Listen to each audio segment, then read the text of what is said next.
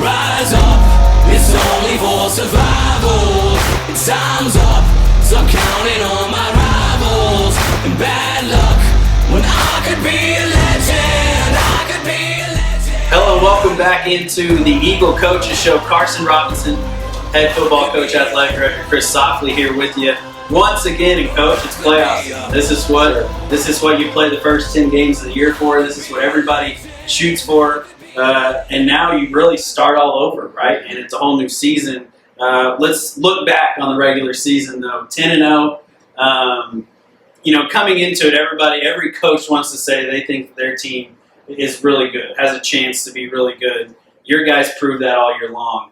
What was that moment like at the end of that game, the Trinity game, for you to excel a little bit as a district champion, 10-0 district champions? It was really different. I found myself out on the field. It was the first time. I saw some pictures. It was the first time in my career that I've ever kind of ran on the field, and it just kind of happened. It was it was the last second, and our boys made a great stop, and just for it to be a reality that we were staring an L right square in the face, and for the boys to pull it out, I couldn't help but be in an act of jubilation and jumping around so it was kind of a different experience, because you kind of watch it now on film and you see everybody and you're just like, man, that was it almost as emotional, because it was just a special deal to see our boys with the resilience that they've shown all year, and they show it right there up to the last game of the regular season, right up against the goal line, and really, really grateful and thankful for the kids we get to coach. Yeah, I went back and listened to the audio of Dustin Simmons' call. Since I was refereeing that night, I wasn't able to watch it, but I go back and listen to the audio, and I'm sitting there listening to it, and I got emotional a little bit. It gives you the chills of the call that Dustin and Jeremy had. If you haven't listened to that, I'll throw that up here with this as well this week, because it's definitely worth taking a listen to. Ratliff takes the snap, puts a man in motion. Fakes the handoff, and he's going to be short. They call him short. The time runs out. Oh, my gosh! Lubbock Christian Eagles win! Holy cow! Time runs out. Stopped him on the 1 yard line. District champions, Lubbock Christian Eagles! And they are all over the field celebrating. Wow! No flags on the play. The officials run out the field, and it is official.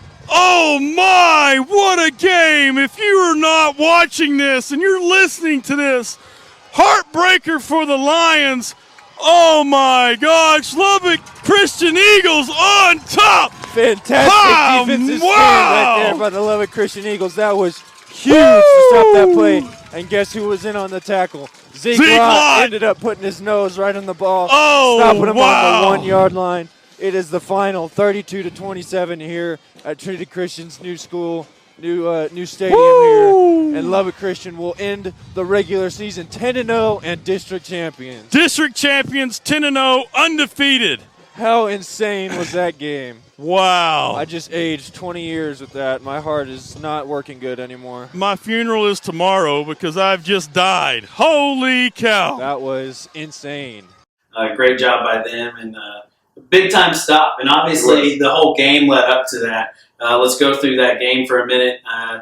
First time ever playing Trinity at their home stadium, obviously, for the district championship. Everything was riding on that Friday night, and your guys showed up.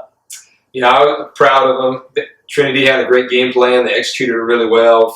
Really feel like the game went as much in Trinity's favor as it could have gone. We went down 14-0 early, and we're on their field where it was a different environment. The field was beautiful. It was a little slick, but our locker room was a tent, and there were no restrooms, and so it was a different environment to say the least. But I thought the boys stayed steady, and that's something you'll hear when you talk to them, is that they stay steady in the boat. That's kind of a theme in our culture, and the resiliency that I already spoke to. Being down 14-0 versus a good team, we came out and weren't great on our first drive. We weren't great at all in our two-point conversions. We allowed it to be a one-possession game in the end because of our inability to be effective there on the extra point attempts. And so put ourselves up against the corner, put ourselves in the corner. and had to make a great play there at the end to stop them. Proud of our kids at all three levels: D-line, linebackers, DBs. Really keyed in on that play, a play that they had beat us with throughout the game. And again, hats off to our boys. I was proud of them. And your defense really throughout the year.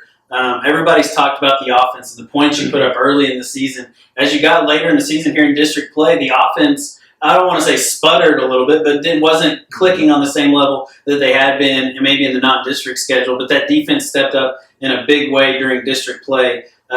What is the tone on defense? Does the defense set the tone now for your football team?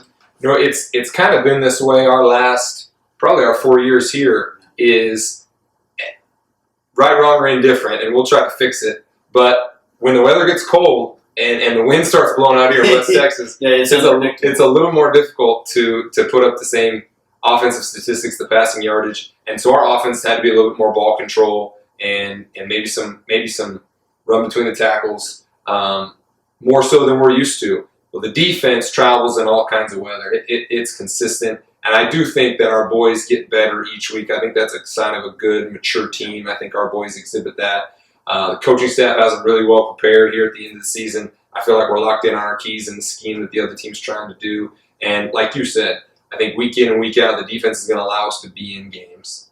And the defense played really well last week. Offensively, you got to be pretty happy with what you saw on the offensive side, too. You made plays in the second half to get the lead back, to keep the lead at the end of the game, obviously, and then we talked about the play at the end. But the offense seemed to click at times in that football game, and you had to be okay with what you had on the offensive side. Yeah. Obviously not 100% pleased. We never are. Yeah. But have to be pleased with what you have going towards the playoffs now in week one of the playoffs. I thought it was a big step for our offense, especially with the last two games before that were kind of bad weather games, and we had to deal with some sloppy field conditions, and the stats weren't near what they had been. Not that we want to be dictated by that, but in terms of trying to find issues, it's easy to find when the numbers look dour. But I asked the boys early Monday morning, I said, all right, from TCA Willow Park to TCS Lubbock Christian, what is something that we've improved on, even at week 10? Yeah. And 5 hands went up. I called on those guys, and they each had a legitimate fix that we had improved on, that it was exhibited in Friday night on the game. And one of those was our ability to move the ball effectively offensively and certainly through the air.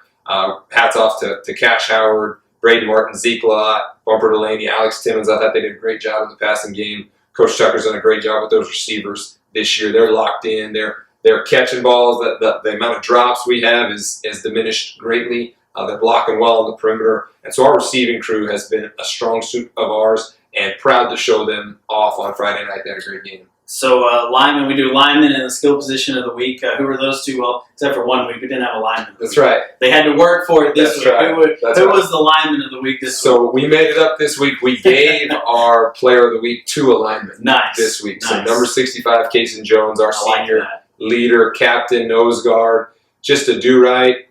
Man, we're so grateful to get to coach a kid like Kason Jones. He is yes sir, no sir, Mr. Accountable, very smart, gets us lined up, hard-nosed, and the beautiful thing about what he's doing is he'll do his job, he'll do his role, and his role is not glamorous at nose and center in our schemes.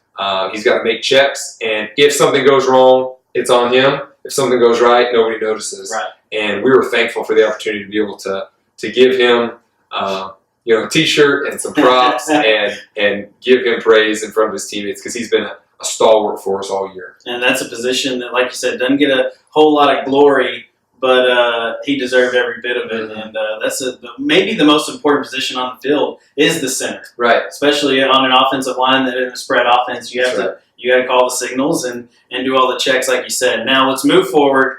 Let's go to week 1 of the playoffs. Yeah. 10-0 is out the window now. Right. That doesn't matter anymore, because if you go 0-1, who cares that you went 10-0, right? That's right. And so now it's 1-0 every week, and for the next 4 weeks, you got to go 1-0. Does the mentality change versus what it was in the regular season, or do you just kind of continue what you built in the regular season and move that forward to the playoffs? Yeah, no mentality shift. There's no goal board difference. There's no conversations that change. To us, it's one foot in front of the other.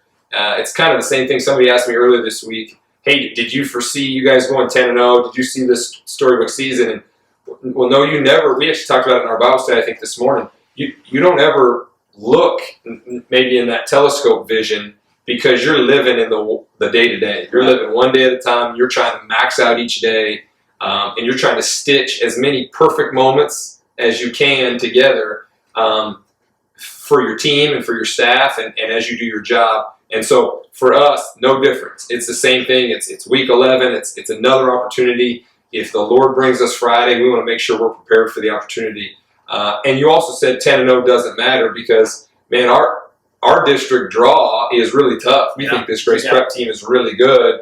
You may be in the public school ranks and Abernathy they're playing an 0-10 team and it's that you kind of take a deep breath there. It's kind of a pseudo bye. You don't want to overlook them, but you build yourself into the playoffs. Well, we get a Grace Prep team that's really, really athletic. They have top-tier elite talent that we probably haven't played this year. They have a kid that has recruiting interest from Colorado and Air Force. They sent a kid to Memphis last year, a kid to Colorado the year before. So 3 D1 kids in 3 years. There's nobody out here that can attest to that. Right. 2A, 3A, 4A. And so it's a big-time program. A lot of athletes. Boy, they look good. They're fast. We'll be ready for the challenge, but they will bring a challenge, that's for sure. Yeah, I was going to say, in TAPS, you move into the playoffs, and the 1 seed, it's not necessarily that you get a first round, maybe cupcake schedule. In the past, we had Katie Faith West come in here 1 year, for instance, and they took us to the brink. They're a 4 seed, had to travel all the way from Houston. Mm-hmm. So these games in TAPS you can't take for granted. Obviously, it's a battle every single week.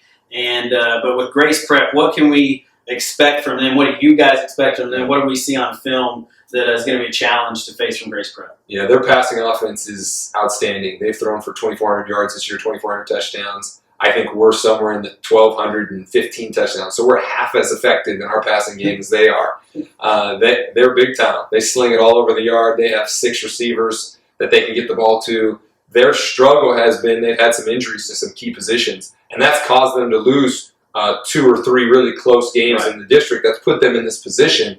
But even talked to their coach, and he said, if we stay healthy, he said, I feel like we can win every game that's on our schedule. And that's the question: is what's the team that's going to get off the bus here? Yeah. Maybe they've recovered from injuries. We don't know. There's no injury report that we get. We don't get an injury report in high school. So we'll find out Friday at 5:30 before the 6 p.m. kickoff what we're about to dive into. We'll plan on their best, and we'll plan on them being 100%. But they're a big team, physical team, but they do want to spread you out some 2x2 and 3x1, and they're going to sling it all over their yard. They have a really good quarterback. He's also has great pocket awareness and escapability. So we'll have to be on our P's and Q's for sure. Week 11, no slouch. We'll be ready to go, and we know we have a worthy opponent.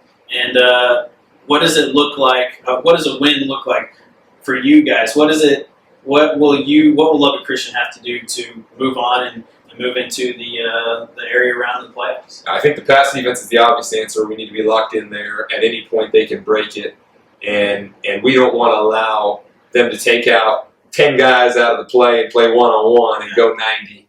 And so we're gonna be smart and cautious with our pass coverages. Make sure we have over top defender. Make sure we're doubling key athletes when we need to in down and distance situations. But the other thing I think from us is hopefully you'll see a continuation of our offense. We talked about efficiency a lot on here. And if we can put drives together that they always say your drive should end with a kick or a punt. Well, we don't really punt and we don't kick the extra point. So our drives just need to end with points. Yes. That's our deal. Is we just want them to end with points. And if we can put together some efficient drives, sustain that momentum, I do think our defense will keep us in the game. And so that gives us a chance come the second half. A lot of score predictions. I've seen a few score predictions of this game. They have it in the 35-28, 35-21, 42-28, things like that. So everybody expecting a close game from the people that follow Texas private school football, and expect nothing less. But you guys, it's going to be important on the defensive side, like you said, but the offense clicking at the right times. Right. Will be a true testament to what you guys can do tomorrow. 6 o'clock tomorrow night. 6 o'clock kickoff. We want to allow, again, Grace Prep, a Metroplex team. We always want to do kickoffs at 6 when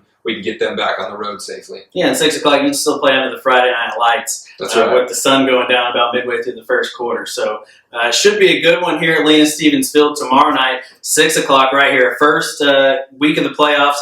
home game, so we need the stands packed full of blue and gold Lubbock Christian fans. That's right. And Coach, I'm looking forward to it because I'll be able to be here tomorrow night. I'm excited about that. Yes, sir. I'm excited to see you guys out there and go from 10-0 to 1-0. That's right. One opportunity at a time. That's it. Put one foot in front of the other. Make it a great day. That's the deal. 1 week at a time. Go 1-0 this week and go 1-0 next week, and you do that 4 times. There we go. You get a gold ball at the end, and you don't have to pay for that gold ball. There we go. So for myself, Carson Robinson, Coach Softley, thanks for joining us on the Eagle Sports Network and the Eagle Coaches Show. Go Eagles, and we'll see you next week. Go Eagles.